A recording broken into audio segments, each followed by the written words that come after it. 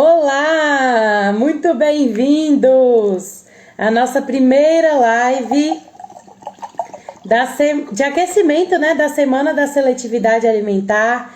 A Semana da Seletividade Alimentar vai acontecer a partir do dia 12 de junho, evento para nutricionistas sobre o tratamento clínico de seletividade alimentar. Sejam bem-vindos. Bom dia, Vivi. Bem-vinda. Bom, oi Fabiana, bom dia. Boa tarde já, né, gente? Já deu meio-dia. O nosso assunto hoje da live é: será que é seletividade alimentar mesmo? Muitas vezes eu já estive em dúvida.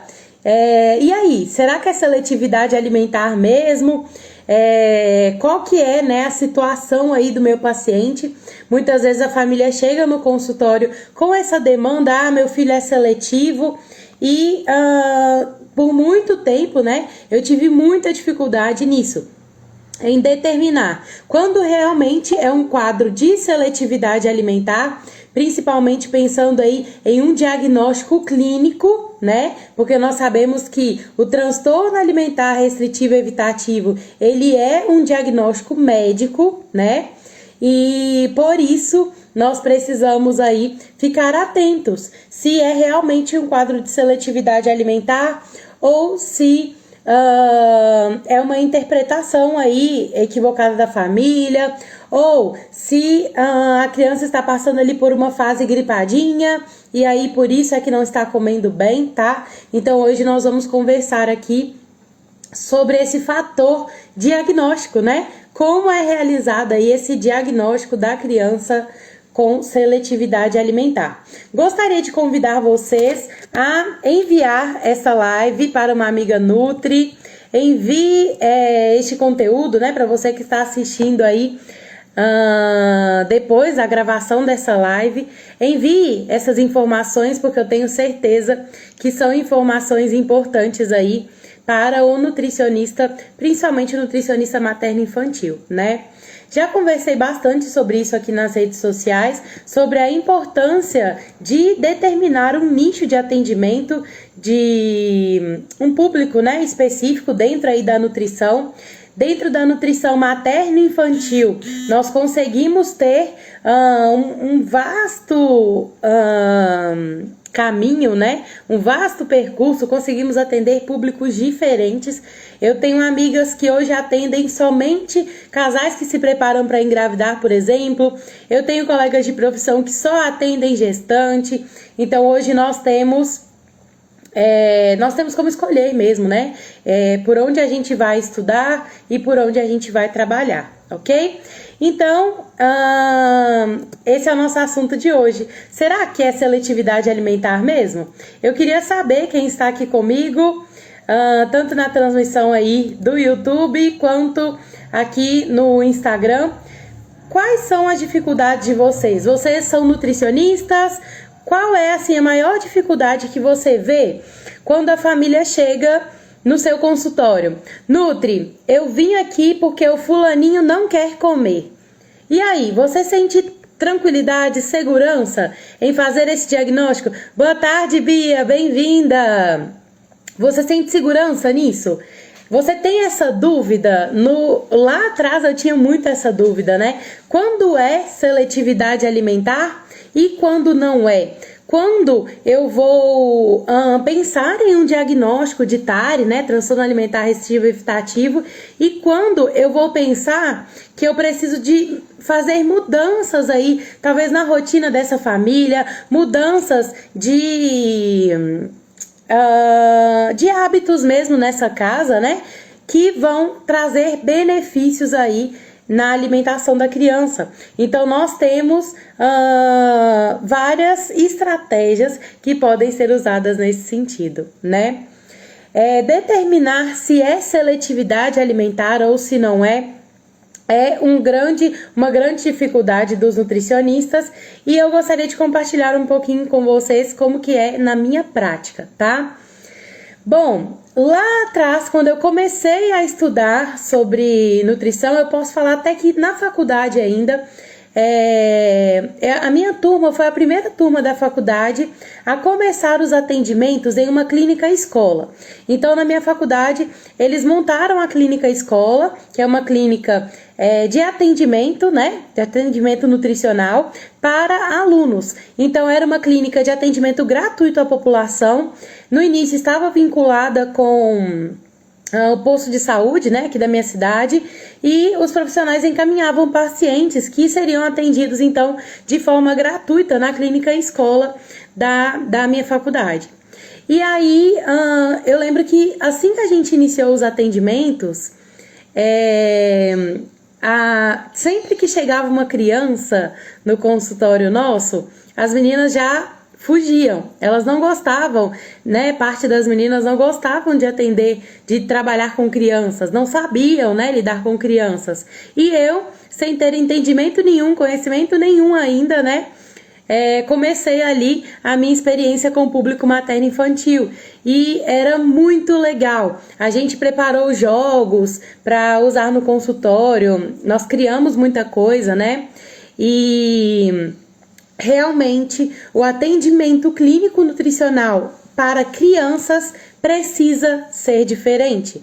Não tem como, gente, não tem como o nutricionista que trabalha com nutrição esportiva, por exemplo, querer aplicar os mesmos métodos, a mesma anamnese, a mesma forma de avaliação na nutrição materno-infantil. Boa tarde, Caroline, prazer ter você aqui, bem-vinda. Então não tem como, né? A gente trabalhar da mesma forma com públicos diferentes. E por isso que é tão difícil e que muito profissional na nutrição ainda não entendeu, é que nutrição hoje está bem parecido aí, tá setorizado como medicina. Né? Na medicina é assim, se o seu filho está doente, seu filho gripou e está tendo febre, você não vai levar o seu filho num clínico geral, no generalista, você vai levar no pediatra da sua criança, né? Se seu filho quebrou a perna, você vai buscar um médico especialista em perna e de preferência que entenda de pediatria, né? Então, na nutrição, a gente precisa entender que já existe setores da nutrição. Isso significa que eu vou estudar muito aqueles assuntos. Quando uma família vai ao nutricionista e ela é atendida por um nutricionista generalista que atende todos os públicos, e quando eu tenho uma situação, por exemplo, a seletividade alimentar, e muitas vezes o nutricionista generalista ele não consegue desenvolver, né, no acompanhamento aí de seletividade alimentar, a família fica frustrada. E isso é muito ruim para a nossa profissão. Isso é péssimo para o paciente também, né? Porque significa que ele, né, investiu tempo, investiu dinheiro e não teve resultado. Mas também é muito ruim para a nossa profissão.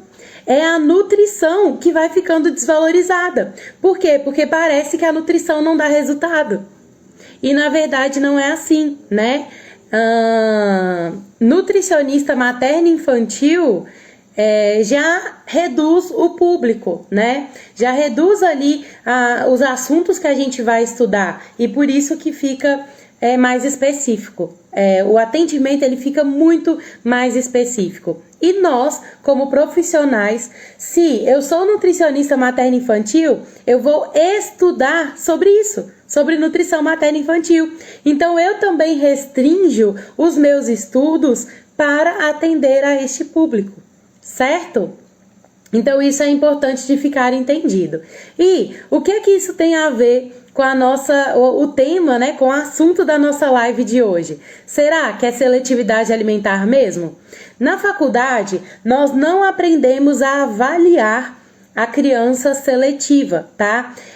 O assunto, né, nutrição materno-infantil e seletividade alimentar, ele tem ficado cada vez mais evidente, certo? No meio científico e também nas faculdades. Porém, Na minha faculdade eu não vi isso, e a maioria dos nutricionistas que eu converso, eles também não aprenderam a como avaliar a criança seletiva, tá? O que seria essa avaliação de seletividade alimentar? Como que eu determino que uma criança é seletiva, que realmente apresenta seletividade alimentar, ou quando não, quando eu vou traçar outras estratégias e sem um diagnóstico? Primeira coisa que a gente precisa ter consciência, ter entendimento, é que seletividade alimentar, o transtorno, né, restritivo, o TARI, o transtorno de alimentação restritivo e evitativo, ele é um diagnóstico médico. Então nós temos aí um CID, nós temos um diagnóstico mesmo para a seletividade alimentar, certo? Então eu tenho a criança que não come e que tem um diagnóstico médico, tá? Então nós temos esse perfil aí. Boa tarde, Nádia, bem-vinda. Nós temos aí esse perfil de paciente, certo? A criança que tem um transtorno. E nós temos algumas avaliações, e eu quero dar como exemplo aqui para vocês. Gente, existe uma infinidade de avaliações, tá? Existe a avaliação da criança seletiva voltada para o comportamento alimentar, existe voltada para a alimentação em si, existe avaliação voltada para a família, para como essa família está lidando com a alimentação da criança, existe avaliação específica para seletividade alimentar no espectro autista, tá? Então existe uma infinidade de avaliações que nós podemos fazer. Essas avaliações, né, pelo menos as que eu estou citando, são avaliações que qualquer profissional de saúde pode desenvolver elas no consultório, né? E você vai escolher a avaliação que você vai usar de acordo com a clínica do seu paciente, com o que você viu ali e com o que vai ser necessário do seu paciente. Mas hoje eu queria chamar a atenção para uma avaliação em específico. É uma avaliação gratuita. Nós já temos, inclusive, existe, né, como fazer ela de forma online, tá? Que a família vai marcando online e no final já dá o resultado, que é a EBEI. A EBEI, EBAI, é a Escala Brasileira de Alimentação Infantil, tá? A EBEI, ela é uma escala muito conhecida, inclusive nos manuais da Sociedade Brasileira de Pediatria, eles indicam que se use a EBEI. E a EBEI, ela é uma avaliação que a família responde, tá? E aí dentro lá das respostas da família, nós conseguimos determinar se a criança tem dificuldade alimentar leve, moderada ou severa, tá? E a criança, ela pode não estar em nenhum desses 3 diagnósticos. Ela pode não estar dentro do quadro de dificuldade alimentar, tá bom? Então essa é uma avaliação importante de ser feita. A EBEI, Escala Brasileira de Alimentação Infantil. É uma escala que eu uso sempre, quase sempre na primeira consulta, tá? De seletividade alimentar. Porque eu já consigo ter uma noção de se realmente é seletividade alimentar, e ela já me dá um norte, tá? Para o acompanhamento aí nutricional dessa família. Outra coisa que eu gosto de fazer é pedir à família, né, para ir o pai e a mãe, ou a mãe e o responsável, né, uma pessoa que fica mais tempo com a criança, uma babá, a avó, alguém, para eu ter 2 avaliações da mesma criança. Por quê, gente? Porque às vezes a pessoa que só fica com a criança assim no fim de semana, por exemplo, não tem uma noção tão clara, não tem uma clareza de como é realmente a alimentação da criança, né? Então é por isso que é importante, que eu gosto de fazer dessa forma, né? De solicitar mais de uma avaliação da mesma criança, tá? E assim, na minha experiência, pai e mãe já deu totalmente diferente e já deu idêntico, sabe? Então, isso é importante até pra gente entender, assim, se às vezes é um dos pais que estão com uma visão diferente aí da alimentação, e até uma questão aí para discussão nos próximos encontros com essa família, tá? Me conta aqui se vocês já conheciam essa escala, a EBEI. É uma escala que, inclusive, eu vi que tem pediatras aqui na live, inclusive pediatras podem e devem usar. Eu imprimi a EBEI e já distribuí para um tanto de pediatra aqui na cidade, né? Porque não é uma escala assim que todo mundo conhece, mas que ela já é bem antiga, já tem manual da Sociedade Brasileira de Pediatria falando sobre ela, né? E é uma escala legal, inclusive, para os pediatras definirem quando eles vão encaminhar para nutrição, né? Viu ali que a criança tem uma dificuldade alimentar, esse pediatra já pode encaminhar para a nutrição, né?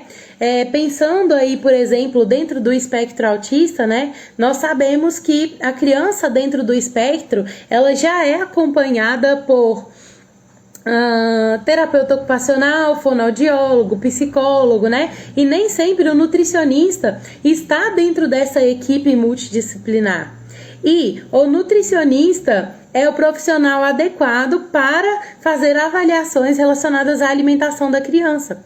Nós sabemos também que a seletividade alimentar, ela não é exclusiva do espectro autista, mas que crianças autistas apresentam mais seletividade alimentar do que crianças fora do espectro, tá? Então isso é uma realidade. Crianças dentro do espectro têm mais chance de ter a seletividade alimentar do que crianças fora do espectro. E tem um estudo, né, que mostrou que essa diferença está relacionada principalmente às questões sensoriais dentro do espectro autista.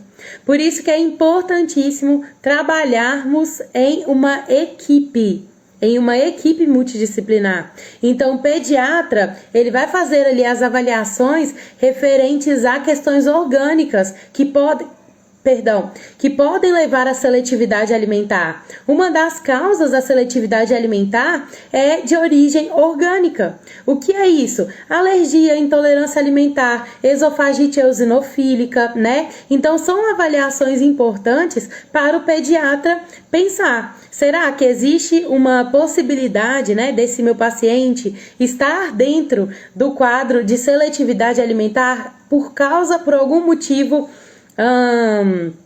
orgânico, né? Muitas vezes a gente vai precisar trabalhar também com gastropediatra, né? Não é uma realidade em todas as cidades. Aqui na minha cidade chegou o gastropediatra, acho que há uns 2 meses, talvez. Oi, Laura, a live vai ficar salva, viu? Depois você assiste o restante. Que pena que sua internet tá falhando. Depois me confirme também, gente, se vocês estão vendo direitinho, tá? Porque às vezes é a minha internet. Oi, doutora Gleiciane, tudo bem? Se eu não me engano, você é odontopediatra, não é isso? Nós temos, eu não sei do que você está falando, anquiloglossia. Mas nós temos também relacionados aí a questões de odontopediatria, né? A questão da... Ok, obrigada pelo retorno. Nós temos também as questões relacionadas à parte da boca, né? Os dentes, a formação mesmo da boca, a mordida dessa criança. Eu esqueci o nome disso, me ajuda aí. Isso, língua presa. Tem um outro nome também, né? Que pro piquezinho da língua, eu não sabia o termo técnico, ó. Foi ótimo. Tô aprendendo. Esse termo técnico eu não sabia, mas é uma das causas também. A criança que tem essa língua mais presa, ela não consegue ter uma mastigação, né? Uma fala também, não vai ter 100% ali da capacidade que poderia ter, né? Isso mesmo, a língua presa. Então, uma avaliação do odontopediatra é importante. Inclusive, Gleiciane, importante também, porque às vezes a criança já está com cárie e às vezes não está dando para ver, essa criança está sentindo dor. É uma das causas também para a criança não querer comer carne, né? Porque fica juntando no dente. Então, são várias questões aí que precisam ser investigadas, e o odontopediatra também é um profissional que nem sempre é incluso nessa equipe multidisciplinar aí de avaliação da criança seletiva, né? O fonoaudiólogo consegue fazer essa avaliação da mordida, essa avaliação da musculatura da face, né? Então é importante que sejam descartadas outras questões. Por que, gente, que eu bato muito nessa tecla, que eu falo muito sobre isso? Porque não adianta eu ficar lá tentando trabalhar com a alimentação, questão comportamental infantil, né? Questões relacionadas à seletividade alimentar voltadas para a nutrição, se o problema não for esse. Se eu tiver uma causa orgânica. A criança com refluxo, por exemplo, é uma outra questão, né? Que pode levar também a essa dificuldade para comer. Olha a doutora Gleiciane falando que a grande maioria dos pacientes tem seletividade alimentar relacionada à língua presa. Como também a introdução de açúcar de forma precoce, que leva à cárie, né? Com certeza. Então precisa de ser feitas essas avaliações, né? Se a gente não avalia o paciente por inteiro, se eu penso só ali na questão que me cabe, né? Quantas e quantas vezes eu já encaminhei paciente? Eu sempre pergunto quando chega paciente seletivo, e aí? Como que tá na odontopediatria? Seu filho já foi avaliado por odontopediatra? É uma pergunta importante para os nutricionistas que estão aqui incluírem na anamnese. Será que o seu paciente ele já foi ao odontopediatra? Já fez as avaliações importantes? Será que o seu paciente, né? Às vezes você tá ali com um paciente com desenvolvimento típico, fora do espectro autista. Será que esse seu paciente ele já foi avaliado por um terapeuta ocupacional? Crianças que parece nojo de pegar na comida, ou crianças que fazem ânsia de vômito só de sentir o cheiro, pode ser por uma questão sensorial, que essa criança não está tolerando esse sensorial, né? Pode ser que está demais o sensorial para essa criança, tá? Então as avaliações precisam ser feitas. O que eu sugiro então é a EBEI, a Escala Brasileira de Alimentação Infantil. Dentro da EBEI, nós já conseguimos fazer muita avaliação legal, nós conseguimos ter inclusive, deixa eu ver se eu consigo abrir a EBEI aqui para vocês verem, gente. Nós conseguimos fazer muita avaliação legal com as famílias, dá pra gente ter um entendimento, inclusive, se eu não me engano é a última ou uma das últimas perguntas que tem na EBEI, é sobre como é o relacionamento das crianças com o restante da família, pensando aí na seletividade alimentar. Nós sabemos que a seletividade alimentar pode ser muito difícil para a família, por exemplo, ir em restaurante, fazer, né, estar com a família desse paciente, né, a avó, o tio, nem sempre eles entendem do que se trata a seletividade alimentar, certo? Deixa eu abrir aqui a escala. Deixa eu colocar meu celular aqui. Vocês me veem direitinho ainda, né?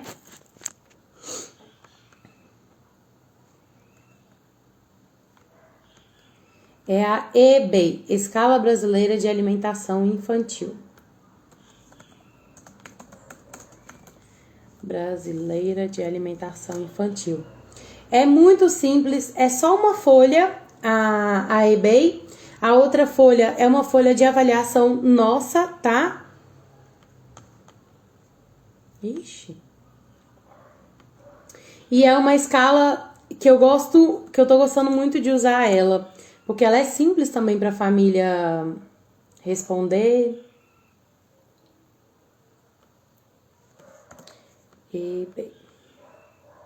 Se eu não me engano, não sei se é a Danone ou se é a Nestlé, eles fizeram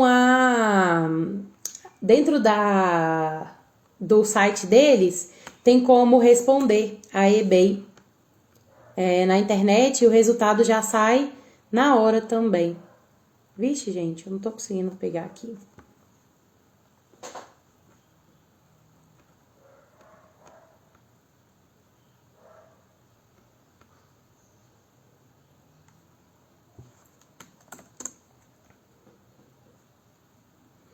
Isso mesmo, na Nestlé. Aqui, ó. Escala brasileira. Ah, não, mas tem que fazer o cadastro aqui, então eu não vou conseguir abrir. Enfim, depois eu posso enviar para vocês. Quem tiver interesse em receber ela, vocês me falam que eu envio para vocês, tá bom? No WhatsApp ou por e-mail, ok? Que aí eu entrego para vocês aí essa escala. Mas é isso, é uma escala assim muito simples. A eBay é EBAI, tá? A escala. É bem legal para ser usada. Inclusive, Gleiciane, você pode usar ela, porque muitas vezes o paciente faz lá o piquezinho na língua, né? Resolve a situação ali da criança, a situação orgânica, o fator orgânico, mas a seletividade alimentar ela pode continuar, ela pode persistir, né? Então, é importante fazer essa escala. Para o nutricionista que trabalha com seletividade alimentar, o que é importante de ser avaliado aí dentro da eBay? O que você vai avaliar? Você vai fazer a avaliação se a criança está dentro do quadro de seletividade alimentar, seja leve, moderada ou grave. Você vai falar isso para a família, olha, ele está aqui dentro do quadro de dificuldade alimentar leve, por exemplo, ou moderada ou grave, né, dependendo do resultado da avaliação, e você vai sugerir à família que mantenha o acompanhamento, né? Então, você vai traçar objetivos, estratégias dentro ali do que você já fez de avaliação. E importante, gente, importante, nós precisamos fazer avaliação dietética, avaliação nutricional, avaliação antropométrica, avaliação de exames, se houver, né? Se existir exames aí do seu paciente. Se não tem exames e você sentiu necessidade, solicite exame, mas não solicite exame à toa, né? Nós sabemos que é sofrido para qualquer pessoa fazer exame, mas para a criança ainda mais, né? Então, avalie essa necessidade, né, de fazer os exames, mas se for necessário também, é necessário ser feito. Então, bora fazer, né? Solicitar aí pra gente poder ver. Nós sabemos que a seletividade alimentar, ela também pode ter uma causa aí de deficiência nutricional, né? Deficiência de alguns nutrientes pode reduzir o paladar da criança e isso pode levar à seletividade alimentar. Então, nós temos muita avaliação para fazer. Nutricionistas, sempre façam registro alimentar. No mínimo, registro alimentar de 24 horas. Registro alimentar de 3 dias também é importante e faça a quantificação. O quanto o seu paciente está recebendo de cada nutriente. É assim que você vai conseguir saber qual